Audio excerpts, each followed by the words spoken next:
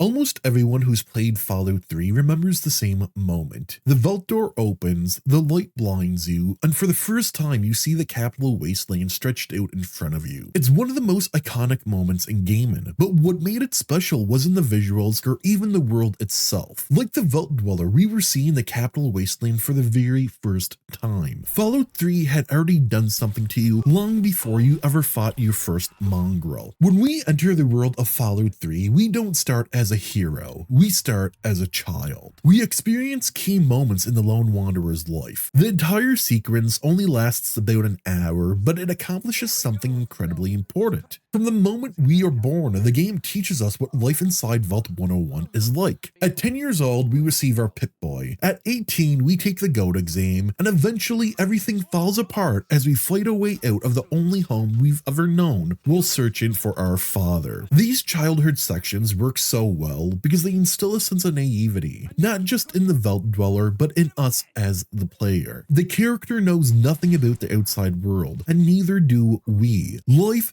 has rules, structure, safety, but life outside the vault is nothing like that. The game makes the vault feel safe, just so it can rip that safety away from you. When you first step outside the vault, you're blinded by light. As your eyes adjust, the capital Wasteland slowly comes into view for the first time, for both you and your character. You don't know what awaits in this post-nuclear world. All you know is that you need to find your father. And from that moment forward, Fallout 3 makes you feel like the lone wanderer. For many players, this was their first Fallout game. The Wasteland felt terrifying, unpredictable, and unforgettable. Exploration wasn't about clearing objectives. It was about survival and curiosity. Even fighting rad roaches felt dangerous at first. And when you finally reach Megaton, the world only becomes stranger. You're greeted by ghouls, humans warped by radiation, an unexploded nuclear bomb sitting in the middle of town, and a bar owner who immediately makes you question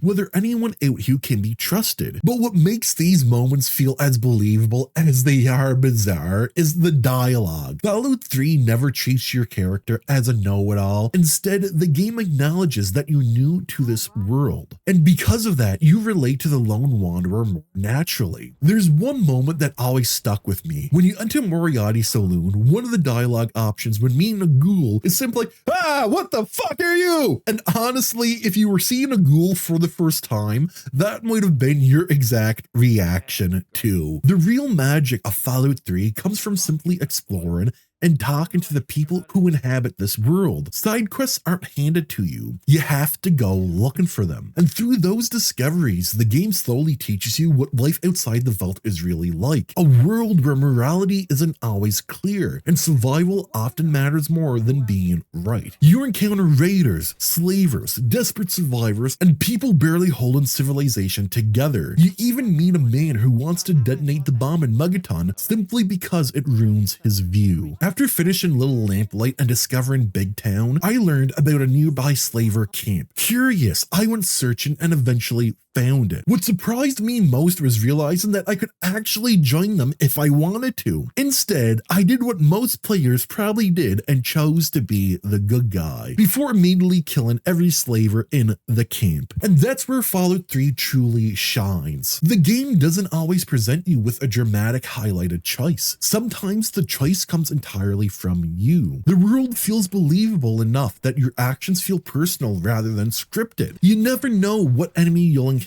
next, what weapon you'll discover, or what story you'll accidentally stumble into. The game gives very little direction, and that's exactly why exploration feels so real. Like your character, you know nothing about this world, and that's why Fallout 3 works. Most RPGs begin with you as someone important, a chosen one, a warrior, someone already familiar with the world around them. Even New Vegas does this to an extent, but Fallout 3 starts you as a sheltered, naive individual suddenly thrown into chaos. Every terrifying discovery the Lone Wanderer experiences is also new to the player. Your fear, your curiosity and wonder suddenly become the Vault Dweller's emotions. Fallout 3 didn't just create an open world, it created an experience we lived through alongside our character. It made us feel vulnerable at first, and when we finally grew stronger, found better gear, and learned how the Wasteland worked, it made us feel